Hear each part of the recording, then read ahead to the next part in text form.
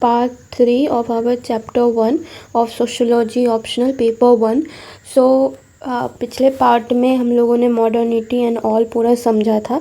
अब in this part we are going to see social changes in Europe and emergence of sociology, जो हमारे syllabus का part है. तो अगर हम देखें इसका क्रोनोलॉजिकल ऑर्डर पे हम देखते हैं कि आखिर में हुआ क्या क्या था. तो जिस तरह से हमने देखा कि बिफोर 1400 तो मिडाइवल यूरोप का जब टाइम था, अभी हम यूरोप के बारे में पढ़ रहे हैं. तो जब मिडाइवल यूरोप था तो उस जगह पे कैथोलिक चर्च का डोमिनेंस हुआ करता था. फ्यूडलिज्म, हम लोगों ने पिछले वीडियो में देखा है कि फ्यूडलिज्म क्या होता है. उस बेस्ड पे सोसाइटी हुआ करता था. पीपल जो है वो वेटिकन लॉ को फॉलो करते थे. जो वेटिकन लॉ है वो वेटिकन सिटी का लॉ हुआ करता था. यहाँ पे जो पॉप हुआ करते थे, पॉप वाज लाइक जो कैथोलिक रोमन चर्च है उनके मेन लीडर को हम लोग पॉप मतलब पॉप कहा जाता था. जो सबसे मुख्य नेता हुए, एक तरह से प्रमुख जो होते हैं उनको एक तरह से पिता, फादर जो कहा जाता है एज अ. उसी तरह वेटिकन लॉ उनके द्वारा बनाया जाता था. और उनका मतलब बनाया जाता था नहीं, मतलब उनका जो निर्णय होता था वो अंतिम होता था, लाइक पॉप का. और उसके बाद जो इसका जो इसी के अनुसार जो है वो चलता था. वहाँ का गतिविधि जो भी है, धार्मिक कानून जो होता था, ये सब वेटिकन लॉ पे चलता था.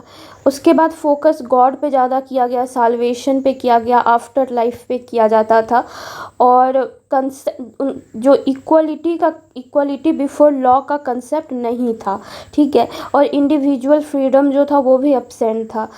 आर्ट और लिटरेचर जो था वो टोटली रिलीजन के चारों तरफ घूमता था, ठीक है. उसके बाद अगर इसका कैरेक्टरिस्टिक देखें तो वही गॉड सेंटर सोसाइटी था. रिलीजियस अथॉरिटी जो है वो सुप्रीम हुआ करता था. चर्च कंट्रोल करता था एजुकेशन और नॉलेज को. और साइंटिफिक इंक्वायरी को प्रमोट नहीं किया जाता था, उसको डिस्करेज किया जाता था. अब सेकेंड में रेनेसांस का जो पीरियड आया, इसमें 1400 से लेके 1600 तक, मतलब कि 14th सेंचुरी से लेके 17th सेंचुरी तक ये पीरियड हुआ करता था. फ्रांस में इसका रेनेसांस का फ्रांस में मीनिंग होता है रीबर्थ. जो रीबर्थ होता है, rebirth of learning, sciences and culture. अब इसका फीचर्स ये था कि यहाँ पे ह्यूमनिज्म को प्रमोट किया जाता था. इंडिविजुअलिज्म आना शुरू हो गया. सेक्युलरिज्म, रिलीजन को, सारे रिलीजन को एज ए सेक्युलर देखना शुरू हो गया. और revival of classic Greek and Roman learning, Greek और रोमन लर्निंग का शुरुआत, मतलब एक फिर से जीवित होना शुरू हुआ. अब हम लोग ये चारों फीचर्स को देखते हैं कि ये क्या क्या है. ह्यूमनिज्म मतलब कि ह्यूमन बीइंग जो है वो सेंटर ऑफ अटेंशन बन जाता है. और जो है फोकस जो है हेवन से लाइफ ऑफ अर्थ, मतलब जो हम लोग रिलीजन में देखते थे कि हमें हेवन के बारे में जो हेल, हेवन, सही गलत, good will, bad will about, मतलब ज़्यादातर भगवान और रिलीजन ऐसे किया जाता है. पर अब लाइफ ऑफ अर्थ के बारे में बात करते हैं कि अर्थ पे जो हो रहा है उसको देखो, ठीक है. उसके बाद एम्फेसाइज किया जाता है ह्यूमन डिग्निटी को, उसके एजुकेशन और क्रिएटिविटी को प्रमोट किया जाता है. इससे हुआ क्या कि चर्च के अथॉरिटी को क्वेश्चन करना शुरू हो गया लोग, और साइंटिफिक थिंकिंग को बढ़ावा मिला, और मॉडर्न एजुकेशन का शुरुआत हुआ.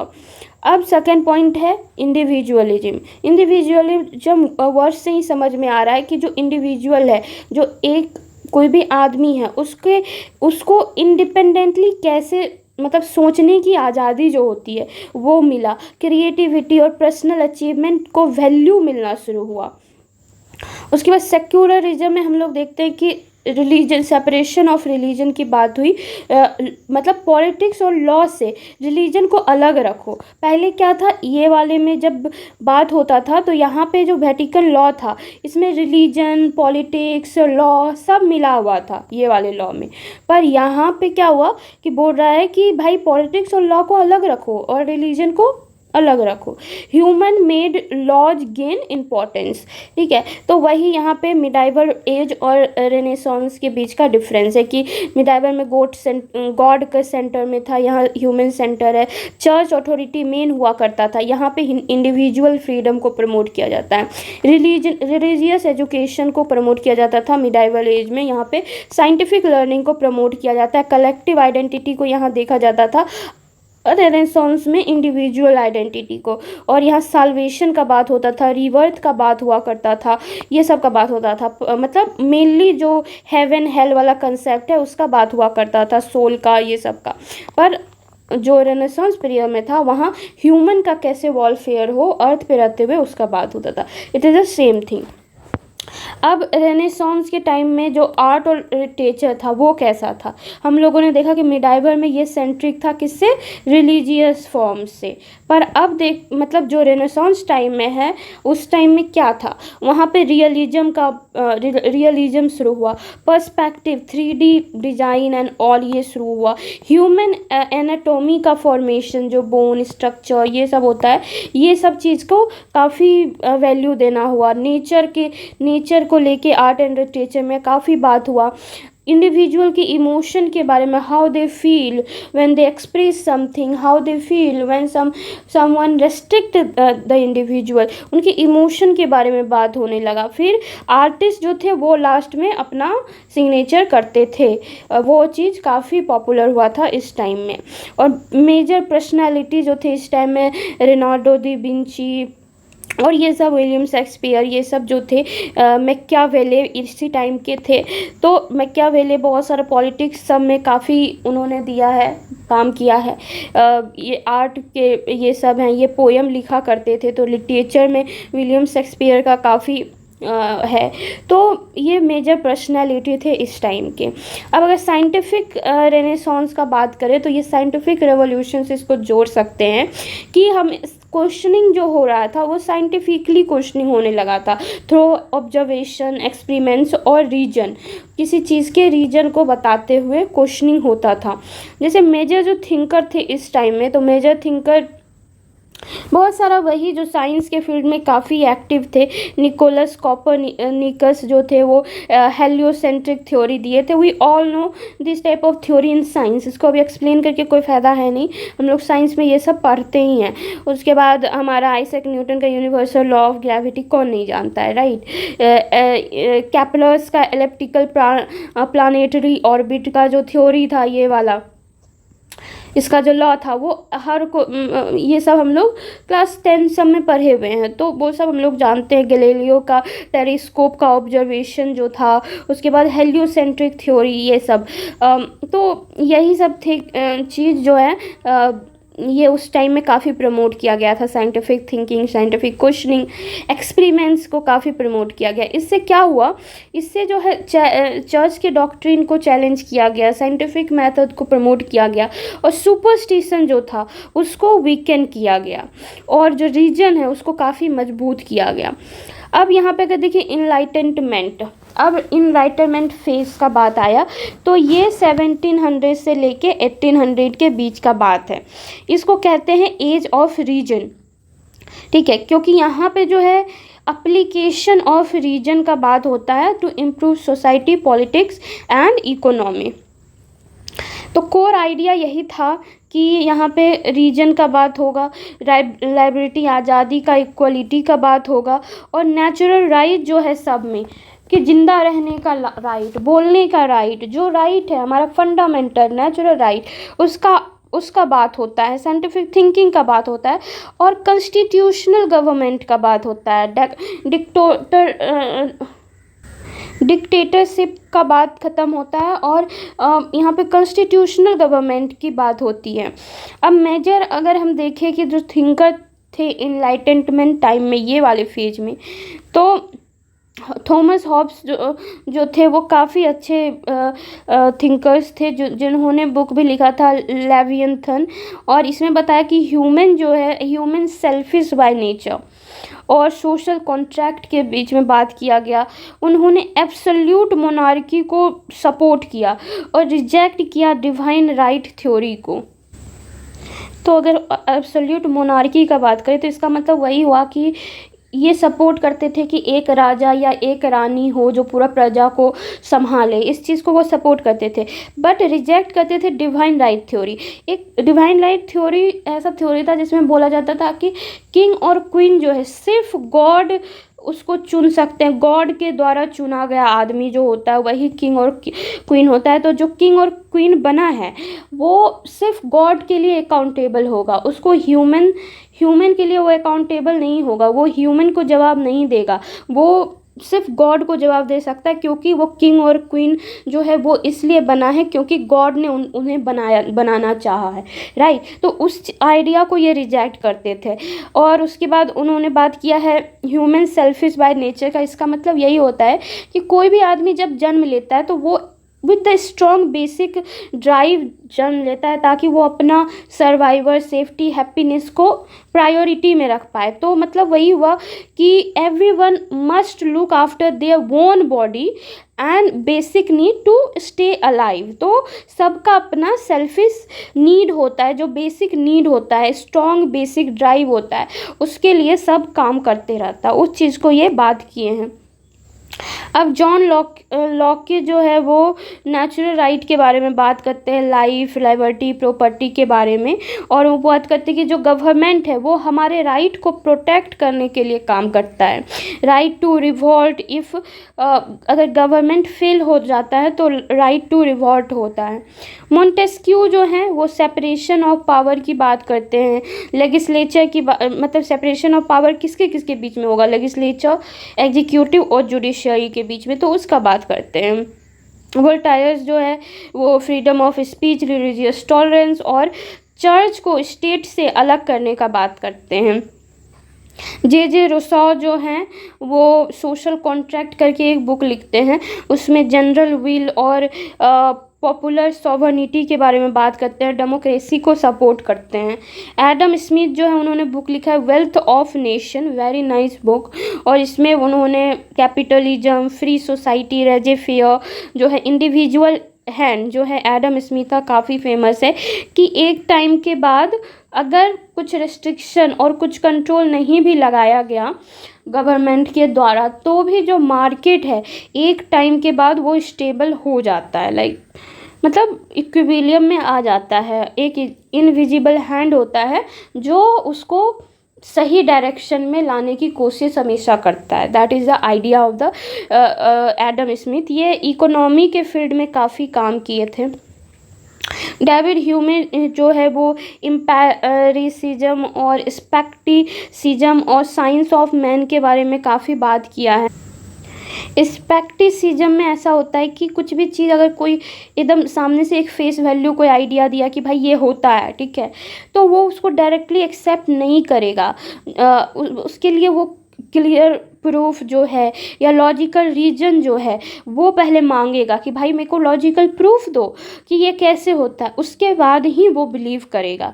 तो ये एक टाइप ऑफ एटीट्यूड है, एटीट्यूड ऑफ डाउट है। अगर कोई कुछ बोल रहा है उसमें इसको डाउट आएगा कि भाई हमको लॉजिक दो, हमको प्रूफ दो, एक्चुअली में प्रूफ दो। तो वही है ये स्पेक्टिसिज्म। एम्पिरिसिज्म हम लोगों ने देख लिया था पहले। उसके बाद मैरी वॉलस्टोनक्राफ्ट जो है इन्होंने ज़्यादातर फेमिनिज्म पे काम किया है। जब भी कोई फेमिनिस्ट या फेमिनिज्म वाला क्वेश्चन आए, वुमेन के रिलेटेड क्वेश्चन आए, तो हम इनको कोट कर सकते हैं। इन्होंने vindication of the rights of women के बारे में बुक लिखा है और वही वुमेन इक्वालिटी, फीमेल एजुकेशन और फेमिनिज्म के बारे में बात किया है। अब अगर देखें तो इनलाइटनमेंट में हमें क्या मिलता है कि हमें रेशनल थिंकिंग के बारे में और human right, democracy, constitutionalism, modern political philosophy. पहले का जो फ़िलासफ़ी था कि रिलीजन को पॉलिटिक्स से मतलब साथ में ले आओ या उसके द्वारा अपना वोट पॉलिटिक्स एंड ऑल करो या कुछ भी इस तरह से करो कि पॉलिटिक्स और ये सब साथ में मिल के रहे, तो वो चीज़ हट के अब मॉडर्न पॉलिटिकल फ़िलासफ़ी के बारे में इनलाइटनमेंट में बात होता है और ये बाद में इलेक्ट्रल रिवॉल्यूशन को काफ़ी इंस्पायर करता है। अब अगर फोर्थ में देखिए फ्रेंच रेवोल्यूशन, तो ये 1789 में हुआ था। तो ये ओल्ड यूरोपियन ऑर्डर जो था वो उसमें क्या होता था कि 3 स्टेट में सोसाइटी डिवाइडेड है। ये मैंने पिछले वीडियो में भी ये बताया था थोड़ा सा, पर लाइक वही है कि फर्स्ट स्टेज सेकेंड स्टेज ये एक तरह का लाइक स्ट्रैटिफिकेशन है, सोशल स्ट्रैटिफिकेशन, जिसमें 3 स्टेट के बारे में बात हुआ। फर्स्ट स्टेट कैलर्जी और ये टैक्स नहीं दिया करते थे और इनके पास सबसे ज़्यादा प्रिविलेज होता था, मतलब कि टॉप लेवल के फर्स्ट स्टेज। सेकेंड स्टेज में नोबिलिटी, ये भी टैक्स नहीं देते थे और इनके पास पॉलिटिकल पावर होता था और ज़मीन उमीन सब भी होता था। थर्ड स्टेज जो है वो कॉमन पीपल होते थे, इन्हीं को पे करना पड़ता था टैक्स को और इनके पास कोई पॉलिटिकल राइट्स नहीं हुआ करता था। So this is a 3 type of 3 arrangement of the हमारा स्टेट का सिस्टम का। अब अगर काउज देखिए तो इसका बहुत सारा काउज है, जैसे इकोनॉमिकल, पॉलिटिकल, इंटेलेक्चुअल। और यहाँ पे इकोनॉमिक काउज यही था कि थर्ड स्टेज को काफ़ी ज़्यादा टैक्स पे करना पड़ता था। थर्ड स्टेज जो है काफ़ी कर्ज में आ गया था, फेमाइन काफ़ी आता था इस टाइम में, और एक्स्ट्रावेलेंट जो मोनार्की सिस्टम है वो उससे काफ़ी लोग डिस्टर्ब थे।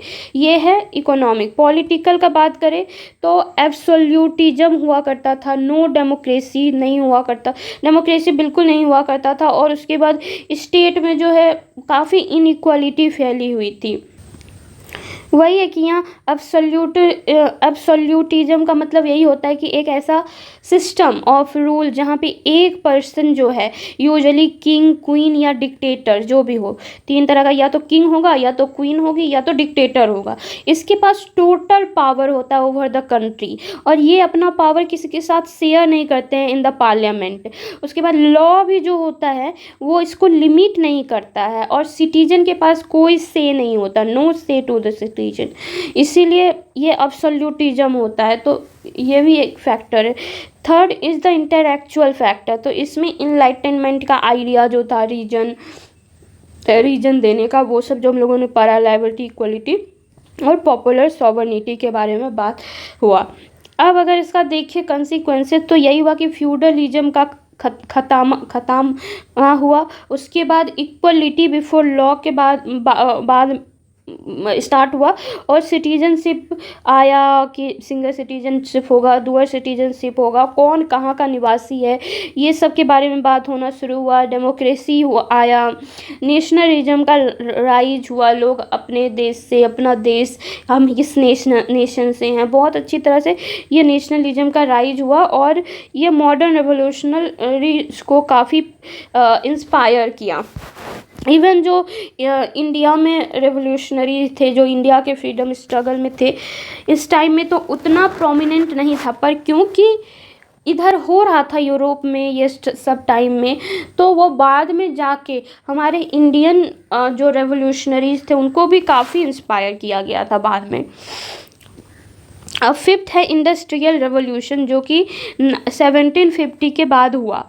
तो यहाँ पे ट्रांजिशन होता है from hand production to the machine production, मतलब इंडस्ट्रीज अब आ गया पिक्चर में, ठीक है।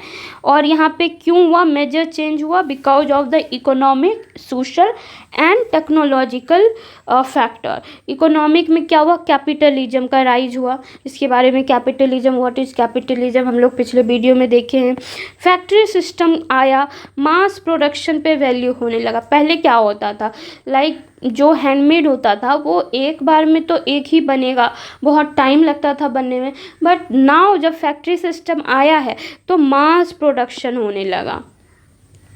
उसके बाद सोशल में देखिए तो अर्बनाइजेशन होने लगा, लोग गांव से उठ के शहर में आने लगे, माइग्रेशन होने लगा, वही because of the urbanisation, migration is a factor. उसके बाद पॉपुलेशन का ग्रोथ भी होने लगा। अब अगर टेक्नोलॉजिकल फैक्टर की बात करें तो मशीन आया, ज़्यादा काम शुरू हो गया, इजी काम होने लगा।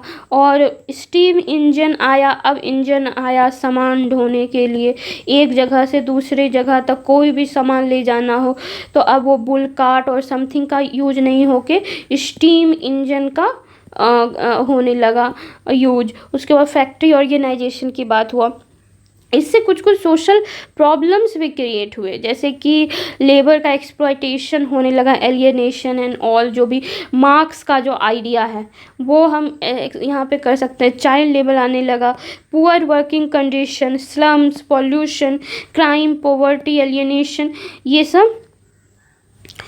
सब हुआ। तो मेनली हम लोग ये सब तो पढ़ना ही है, सबको एक एक मतलब आगे चैप्टर में ये सब के बारे में काफ़ी एक्सप्लेन करना है, बहुत सारे थ्योरीज देखने हैं, बहुत सारे थिंकर्स देखने हैं जो ये सब के बारे में बात किए।